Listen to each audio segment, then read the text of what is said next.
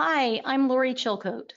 And I'm Craig Cox, and today we'd like to share a brief case study with you on how to use vapor pins to locate a VOC source beneath a building. Thank you, Craig. So this was a site that we've been working on for a really long time. There was a monitor well, MW4, located outside the building that just was not coming clean with all of the other work that we were doing. The site was active, but they were trying to determine if they were going to tear the facility down or remediate depending on where the source was. We could only go in at night. We couldn't leave anything in place. So that just sets you up some background.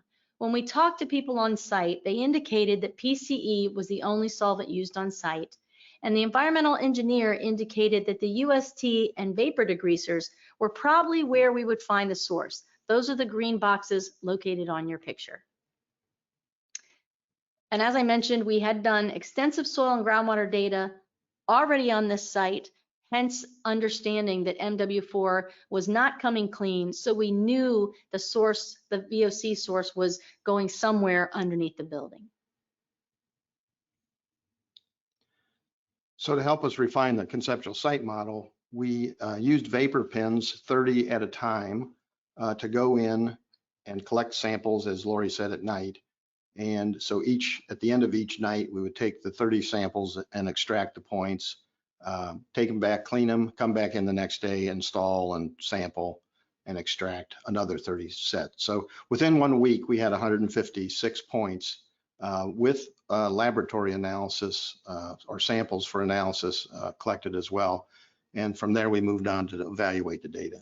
We were using evacuated vials, technically from a mobile lab, but we did not have the mobile lab on site. So that's where we were sending the analysis in. At each point, we used a multi-gas meter to purge this point before we sampled. And what we noticed was that we had some oxygen content that didn't decline as expected. If you're getting soil gas, you should expect the oxygen content to be less than the atmospheric levels. And what we saw was there was some that were atmospheric, and at first we thought, well, they may be leaks. But in the end, when we plotted it when we plotted the data on a map, we noticed that they were actually showing us where the water lines were coming in and where sewer lines were leaving the building and communication cables and even a tunnel. So the oxygen data can tell you a lot about preferential pathways. So it's something to remember when you're doing your screening. So we utilized a PID in conjunction with the vapor pins, and the PID correlates very well with the soil gas samples. And we have now understood that you can use a PID to actually determine where you want to take your samples so that you don't have to take samples at every point. So, and those PIDs were telling us that that was not where the engineer was thinking that contamination was going to be. So this was the actual soil gas samples. This was PCE.